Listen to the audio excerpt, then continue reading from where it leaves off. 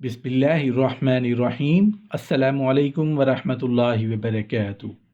فرشتوں کے فرائض کا بیان۔ اللہ تعالیٰ نے 7 آسمان پیدا فرمائے۔ ہر آسمان میں فرشتے ہیں جن کی تعداد سوائے رب تعالیٰ کے کسی کو معلوم نہیں۔ ان فرشتوں کے لیے مخصوص عبادات ہیں جو دوسروں کے لیے نہیں۔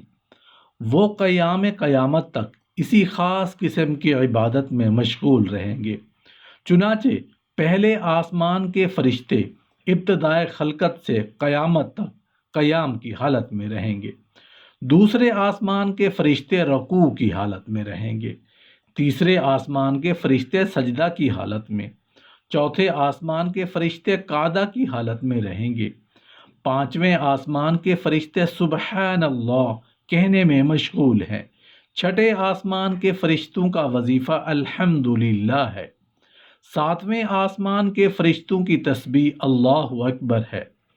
فرشتے اسی طرح اپنی اپنی مخصوص عبادات میں روز محشر تک مصروف رہیں گے۔ اللہ تعالیٰ نے اپنے بندوں کو 2 رکعت نماز کا حکم دیا۔ ان 2 رکعتوں میں 7 آسمانوں کے فرشتوں کی سب عبادتیں یعنی قیام، رکوع، سجود، قعدہ، تسبیح، تحمید اور تکبیر یکجا کر دیں۔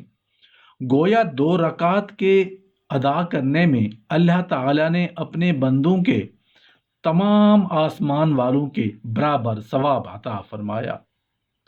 خیزۃ البلاغہ میں ہے کہ جب انسان 2 رکعت نماز ادا کرتا ہے تو گویا اس نے 7 آسمانوں کے مذکورہ بالا فرشتوں کی عبادت ادا کی، اور اس کی 2 رکعت کے بدلے میں ان تمام فرشتوں کے برابر ثواب ملے گا۔ حضرت امام حسن رضی اللہ عنہ سے روایت ہے کہ رسول اللہ صلی اللہ علیہ وآلہ وسلم نے فرمایا، قیامت کے دن بندہ سے سب سے پہلے توحید اور ایمان کے بعد نماز کے متعلق بات پرس ہوگی۔ اگر اس نے نماز کو پورے طور پر ادا کیا ہوگا تو باقی حساب و کتاب آسانی سے ہو جائے گا۔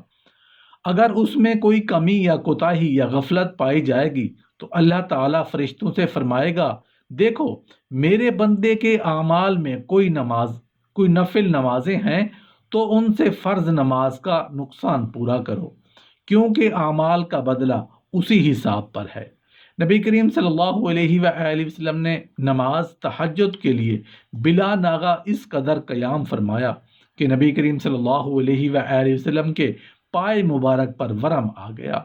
حضرت عائشہ صدیقہ رضی اللہ عنہا نے عرض کیا، یا رسول اللہ صلی اللہ علیہ وآلہ وسلم، آپ اپنی جان کو آرام کیوں نہیں دیتے، حالانکہ اللہ تعالیٰ نے آپ کی ہر قسم کی اگلی پچھلی لغزشیں معاف فرما دی ہیں۔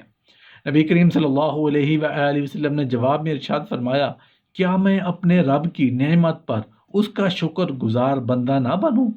حدیث شریف میں ہے کہ ایمان والے مفلس کی 2 رکعتیں جن کو وہ فقر و افلاس کی حالت میں ادا کرتا ہے، اللہ تعالیٰ کے نزدیک مالدار مومن کی اس 70 رکعتوں سے زیادہ پسندیدہ ہیں جن کو وہ اپنے مال کو دولت کے شکریہ کی حالت میں بجا لا رہا ہے۔ اور تنگ دست مومن کی 2 رکعتیں اللہ تعالیٰ کے نزدیک دنیا و ما فیہا سے زیادہ پسندیدہ ہیں۔ حضرت انس رضی اللہ عنہ فرماتے ہیں کہ نزع کے عالم میں جب نبی کریم صلی اللہ علیہ وآلہ وسلم کی روح مبارک آپ کے سینہ اقدس میں اٹکی تھی تو نبی کریم صلی اللہ علیہ وآلہ وسلم بار بار یہی ارشاد فرماتے تھے، میں تمہیں نماز کے لیے وصیت کرتا ہوں، میں تمہیں نماز کے لیے وصیت کرتا ہوں، میں تمہیں نماز کے لیے وصیت کرتا ہوں۔ اور فرمایا، وہ میت جس پر مسلمانوں کی ایک جماعت جن کی تعداد 100 تک ہو نماز پڑھیں اور سب کے سب اس امت کی نیت کے لیے کہ بارگاہ خدا میں شفاعت کریں کہ اللہ تعالیٰ اس کے حق میں ان کی شفاعت ضرور قبول فرماتا ہے۔